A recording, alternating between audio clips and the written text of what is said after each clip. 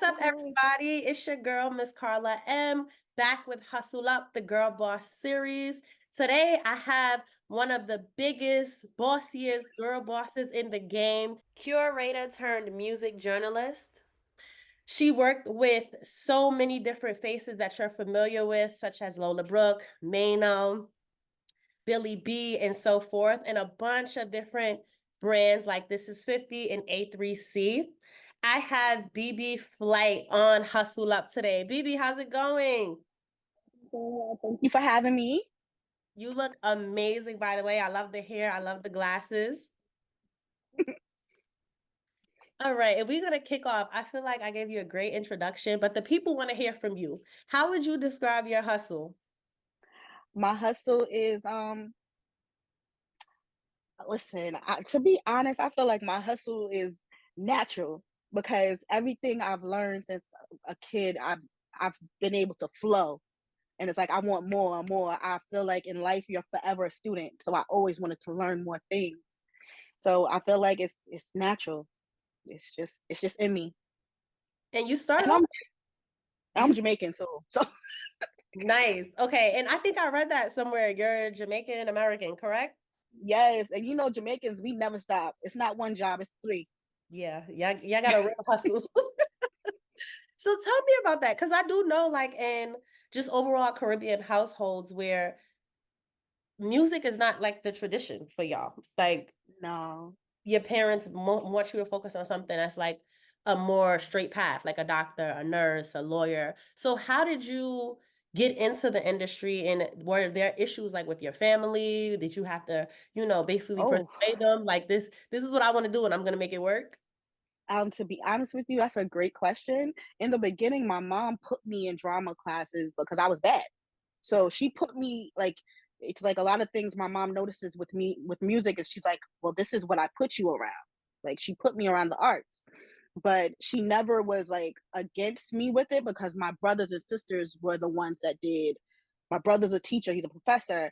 My sister's works in the medical field. So it's like she has that. So there's always one kid that, it's okay. But for a little bit, she's like, you know what? You got to think about the what ifs and your plan B. And I was just joking her, like, my plan B is me. I'm gonna do it. I'm gonna do it. So one time I had invited my mom to a panel I had to work with, like a woman's panel. And the lady, just like you introduced me, she introduced me. And my mom was first row, like, you do what? You did this?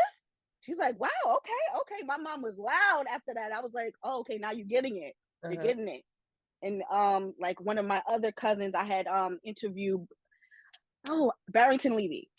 Any Okay. Jamaican kid knows Barrington Levy is just there.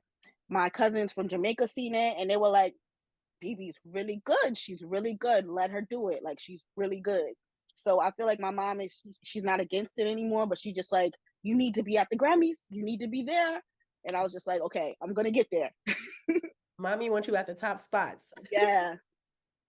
And how did you get started? Like, this is what I want to do. This is what my grind and hustle and like not having a traditional 9 to 5, like being in the industry. How did Hmm. you know that's what you wanted and how did you get started? I got started with at the Earwax sessions, I was a curator.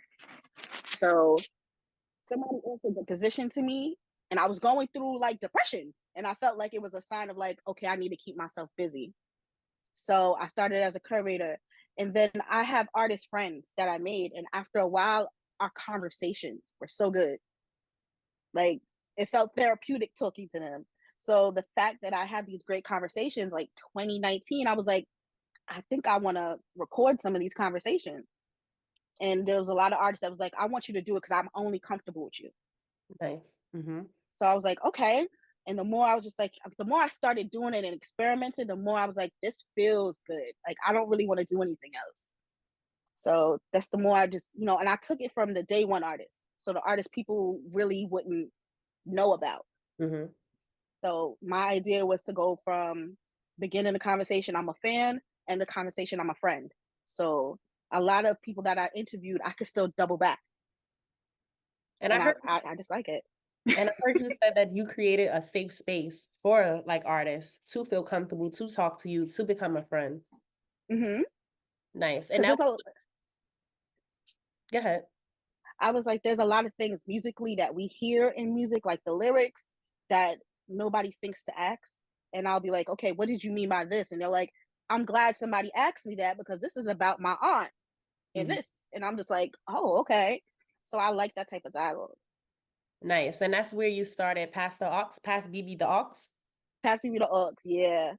And tell Which me, is under Pass Bebe Da Aux is where we the episodes came from, but I'm under construction and I'll gladly debut the rebrand is that I'm going to night shows. It's gonna be a night show. congratulations. I gladly debuted it here. I hinted about it last month, but it's gonna be late night with Bebe Flight. So it's gonna be a hip hop late night show. And Bebe, when can we expect that? When is that We dropping? can expect that the production is in April. When I come back from South by, we're going to be heavy with the casting for it, but the production is in April, and I want to say by the end of April we're going to release our first episode. All right. Well, y'all heard it here first. Hustle up. First, Got the drop. definitely. And I want to know more about your grind in the industry being a woman. What does it mean to Whew. be in the industry as a woman? Um, One thing in the industry, what does it mean, baby? It's tough, especially in hip hop. There's a lot of tests that I feel like men kind of like test you, like why you here, Mhm. why are you here? Like, what's your role? What are you serious? Because there's a lot of other few women that get into this because they have nothing else and they want to be in rooms. And then there's people that are like, nah, I came here to interview such and such. This person, that person, get the job done. I Mhm. literally feel like women carry a lot of the back work and we get things done. Like there's a lot of situations that I've seen happen at events and it's like, where's the girl at? Where's the girl? Where's the girl? Because a lot of things can't get done. I agree. Organization, it's just a lot. I think it's a male dominated industry for the face of it, but women run it. Women run, Exactly what I'm saying. and I even It's see male like dominated. it's male dominated. And Meek Mill had made a comment like a few years back, like he prefers women to be on his team because we get shit done. Absolutely. Totally agree with Absolutely. There's a lot of teams I'm a part of, and it's like two men, all women. So you. it's like everybody's aware that things need to get done. Women kind of keep the focus. Like, nah, okay, next. What's the next? And a room full of men was just going, It's going. It might oh, flow. it It just might not flows to their stink. own thing. Yeah, I think men are definitely the face. What have you had to navigate as a woman in the industry? Like I know we face a lot of like no's in the industry, a lot of like pressure being a female. What is something you had to face and overcome to get where you are today? Thank you. I feel like nobody gets to ask me this. Something I had to overcome was that I'm okay being a bitch. Mm-hmm.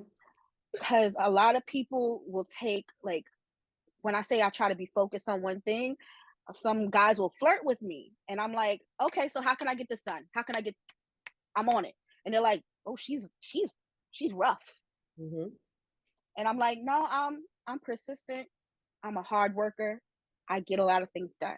And they're like, no, it's like they keep trying to test what you're going to do and flirt with you and make you uncomfortable. And it's just like, because I stick to my work, they call me a bitch or that I'm difficult. Those are the two adjectives. And it's just like, at first I was like, why are they going to call me that? Why? And I got to the point where I'm okay. Yeah. And I'm I'm the happy bit. I'm okay. Like, you said that because it's kind of like you got to be okay with being a bitch. Like even with me doing interviews, when I even mhm, like go to like inquire about interviewing guys, they'll flirt. Like they testing what I'm really doing. It's like you're a woman first, and then your craft is after. Like yeah, let me try to do this. And I think Nicki Minaj spoke on that before. Like in this industry, she if you has. stand up for yourself as a woman, you're classified as a bitch. But it's okay. That's okay. Every I tell other girls, I'm like, it's okay to pull the Gabrielle Union, from Deliver Us from Eva. That's what I do.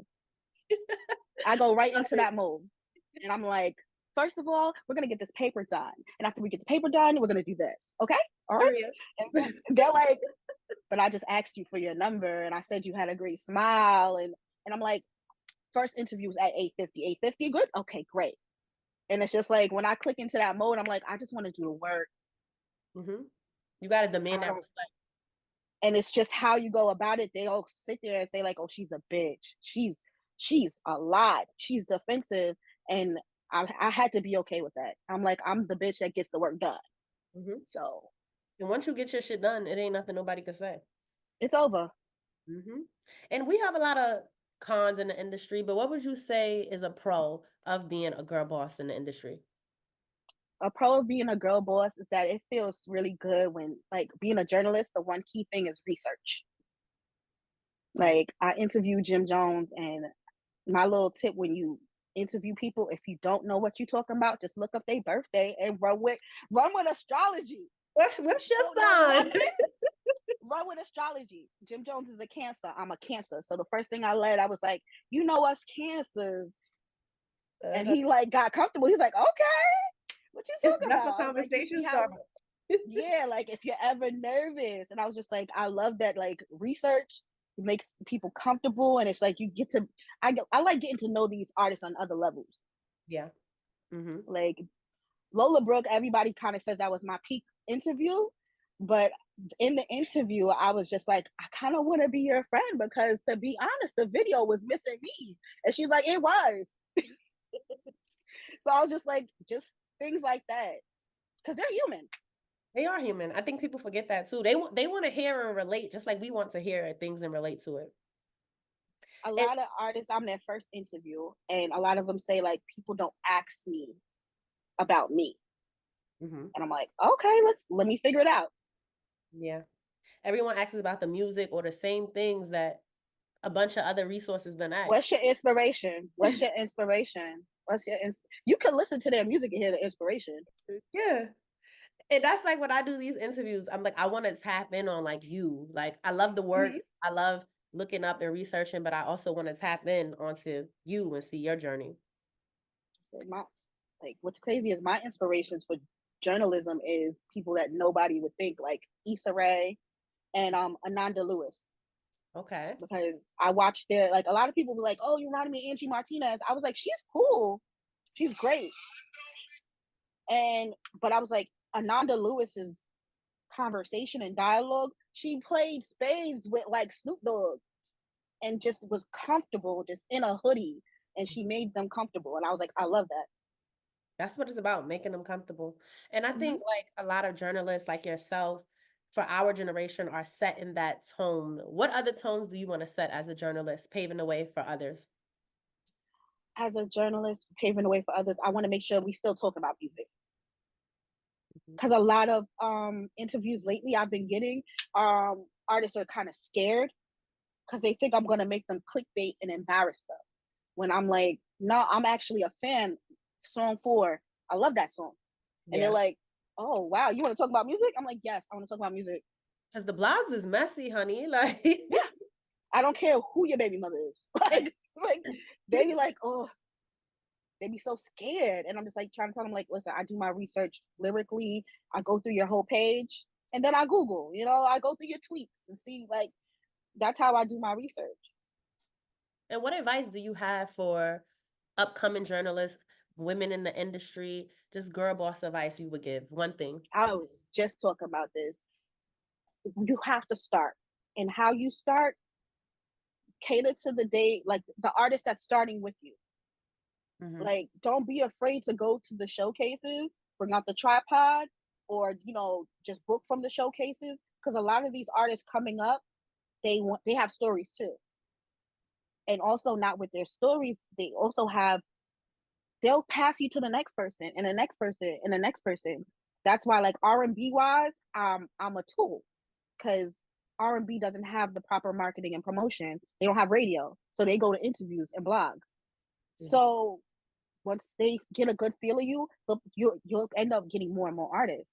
So don't underestimate those indie and day one people that have one single or one EP. Don't underestimate them, because you got to build your whole, like, portfolio before you can really go out and expect to be on, like, the Grammys or the festivals. You have to start somewhere.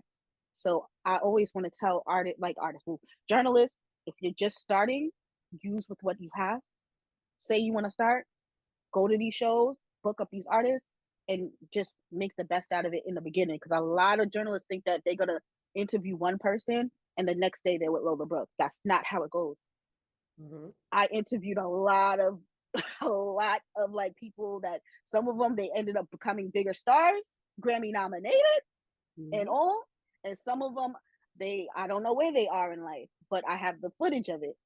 Mm-hmm. So it's like I you have to start. Don't underestimate these artists. They're people too. So I love that you said that because especially in this generation with anything, people think mhm, everything is supposed to happen overnight. Like it don't. mhm, It's a hustle, it's a grind within itself to get that big interview. Or like you said, you start with the bottom artists, the upcoming artists, and you don't know who they could be one day.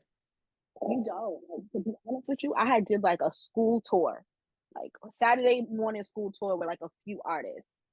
One of the artists we started with, Coil Ray. Like the time I was just like, okay, this little dainty girl. And I was just like, okay, it's something for the kids. The kids need it.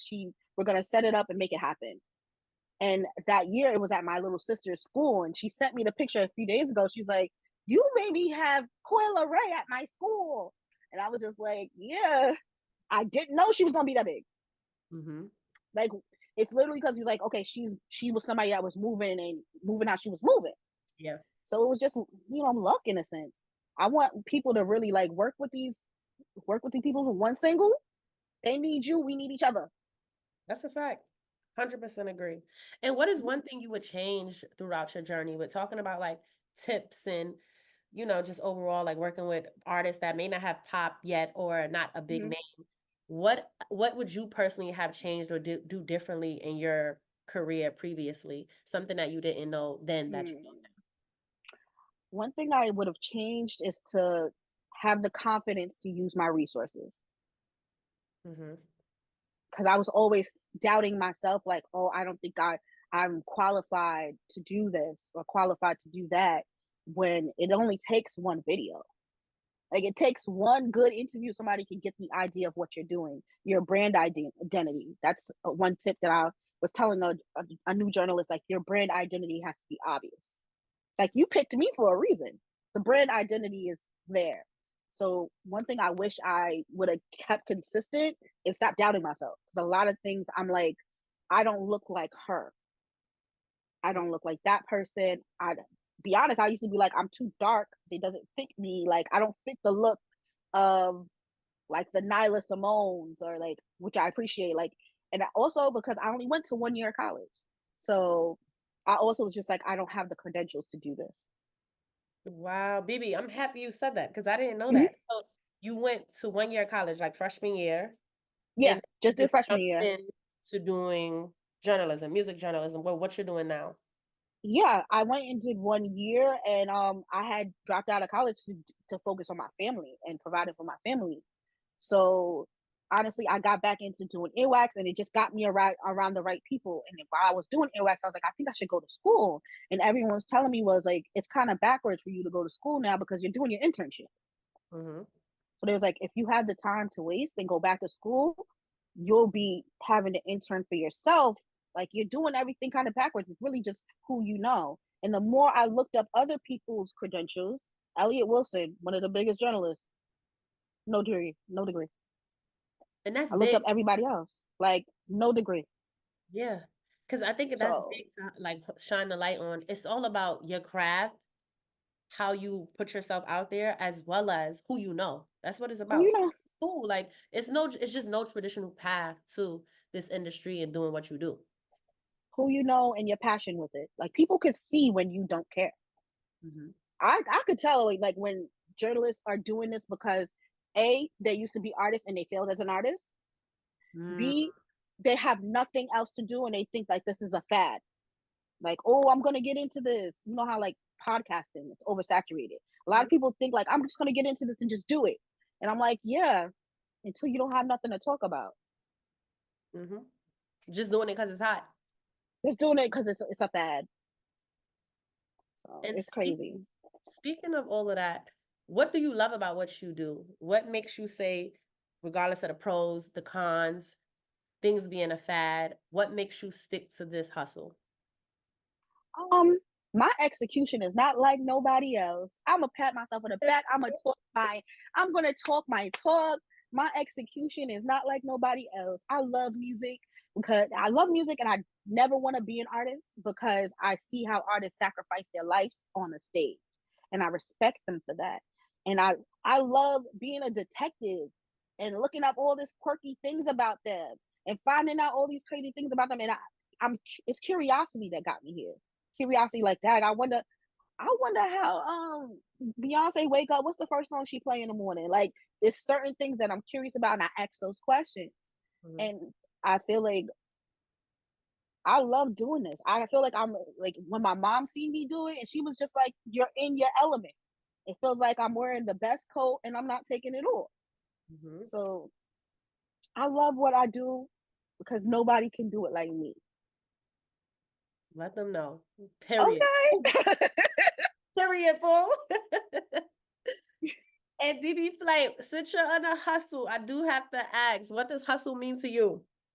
Hustle means this question. I was ready for it. Not ready for it. Hustle means consistently ambitious, meaning that I'm never giving up.